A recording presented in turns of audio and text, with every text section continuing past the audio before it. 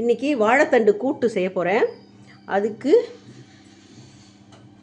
கடுகு ஜீரகம் மட்டும்தான் தாளிப்பேன். எடுத்து வச்சுருக்கேன். இது இப்போ சூடு ஏறிடுச்சு. எண்ணெய் கொஞ்சம் சேர்த்துப்போம்.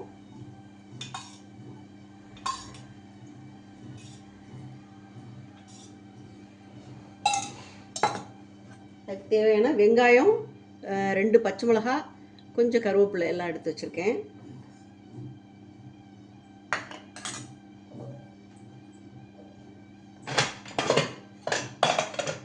இந்த வாழைத்தண்டில் கடைசியாக சேர்க்கறதுக்காக பாசிப்பருப்பு வேக வச்சு வச்சுருக்கேன்.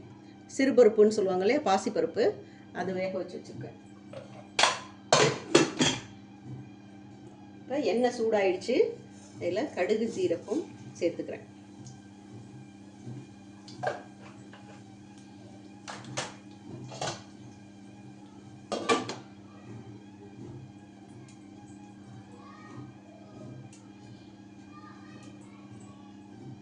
வாழைத்தண்டை இந்த மாதிரி நறுக்கி பொடியாக நறுக்கி நாரெல்லாம் எடுத்துட்டு தயிர் கலந்த தண்ணி இல்லை மோர் கலந்த தண்ணியில் இந்த மாதிரி போட்டு வச்சுக்கணும்.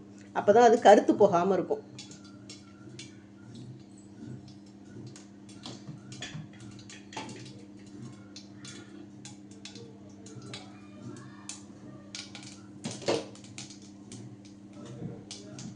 கடுகு ஜீரகம் பொரிஞ்சிருச்சு. வெங்காயம், பச்சை மிளகாய், கருவேப்பிலை. நீங்கள் சிவப்பு மிளகாய் சேர்க்கறதுனாலும் சேர்க்கலாம்.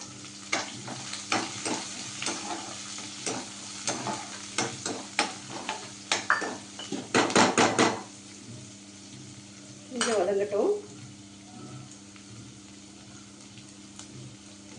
வாழைத்தண்டு வந்து இந்த கிட்னி ஸ்டோனு இதெல்லாம் இருக்குதுன்னு சொல்கிறாங்க இல்லையா, அவங்களுக்கெல்லாம் ரொம்ப நல்லது.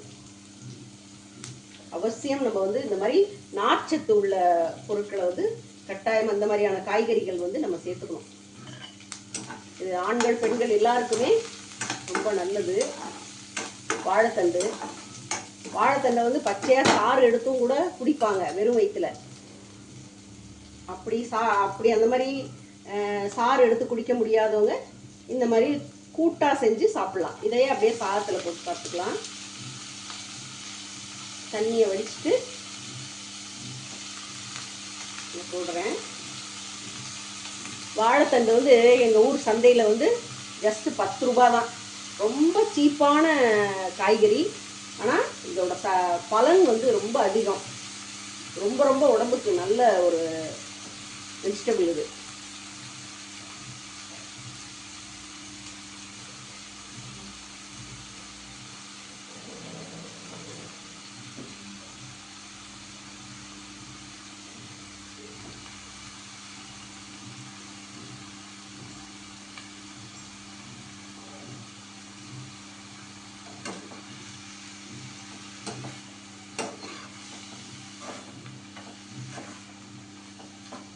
அந்த கடுகு ஜீரகம் தாளிக்கிறதுக்கு மட்டும்தான் நம்ம வந்து எண்ணெய் ஊற்றுவோம். ஒரு 2 ஸ்பூன் ஊற்றினா போதும். 2 இல்லாட்டி 3 ஸ்பூன், குட்டி ஸ்பூனால் அவ்வளவுதான் ஊற்றுவோம். இதுக்கு எண்ணெயெல்லாம் அதிகம் தேவையே கிடையாது.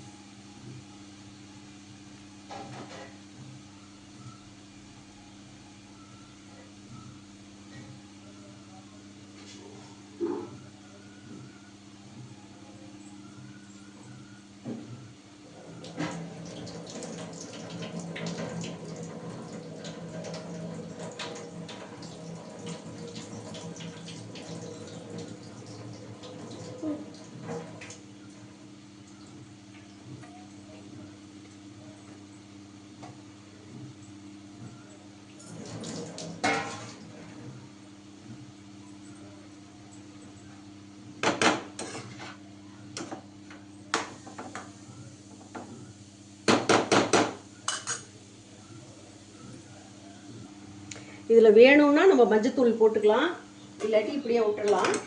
இதில் இன்னும் கொஞ்சம் தண்ணி ஊற்றி இது கொஞ்சம் நேரம் வேக விடணும். கொஞ்சமாக தண்ணி ஊற்றுறேன்.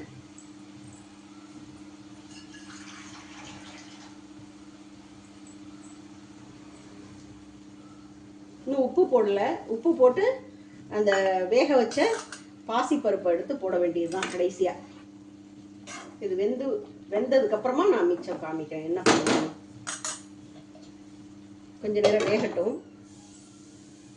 மூடி போட்டிங்கன்னா சீக்கிரம் வேகும். ஓரளவுக்கு வெந்துருச்சு. நான் இதில் கடைசியாக தூவுறதுக்கு கொஞ்சமாக தேங்காய் திருவி வச்சுருக்கேன். இன்னும் கூட தேங்காய் போடலாம். நான் கொஞ்சம் தான் தேங்காய் திருவினேன். இது வந்து சோம்பு தூள் போடுறேன் கொஞ்சமாக. இந்த பருப்பு வேக வச்சு வச்சுருக்கோம் இல்லையா, அதையும் போட்டுடலாம். இன்னும் நான் உப்பு போடல இதில்.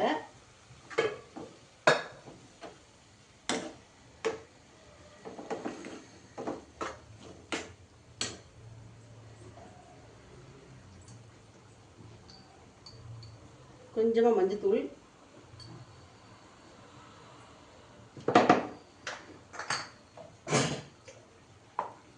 உப்பு கொஞ்சம்,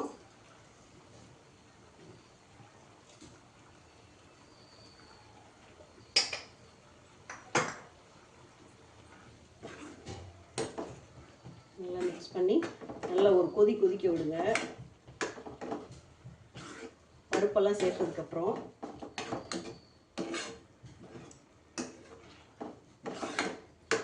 இதையே அப்படியே சாதத்தில் போட்டு சாப்பிட்றதுனாலும் சாப்பிட்லாம். இல்லை இதுக்கு புளிக்குழம்பு போட்டு சாதம் சாப்பிட்றோம்ல, அதுக்கு தொட்டுக்கிறதுக்கும் இதை வச்சுக்கலாம். அதுக்கும் நல்லாயிருக்கும். உப்பு உங்களுக்கு தேவையான அளவு பார்த்துக்கிட்டு போடுங்க. நான் இதில் பச்சை மிளகா போட்டிருக்கேன். நம்ம சிவப்பு மிளகா போட்டும் செய்யலாம். தேங்காயும் போட்டுட்டேன்.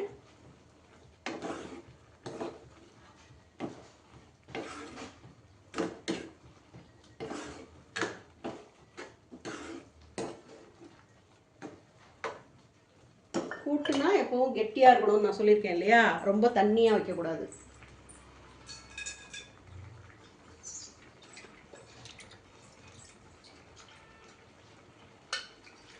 இதில் ரொம்ப தண்ணி சேர்க்க வேணாம். இந்த பருப்பு இது பண்ண தண்ணி இருக்கு இல்லையா, பருப்பு வேக வச்சதெல்லாம், அது மட்டும் போதும்.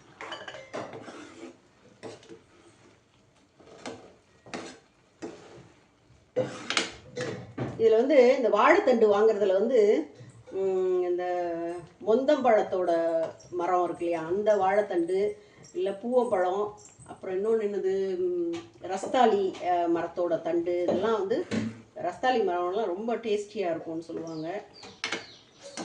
கசப்பு தெரியாதுன்னு.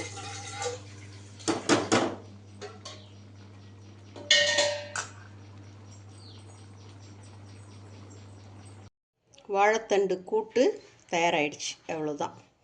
உப்பு காரம்லாம் பார்த்து போடுங்க. இதுக்கு வந்து உப்பு அதிகமாக தாங்காது, கவனமாக போட்டுக்கோங்க. நீங்களும் இந்த மெத்தடில் செஞ்சு பாருங்கள், உங்களுக்கும் பிடிக்கும். உடம்புக்கும் ரொம்ப நல்லது.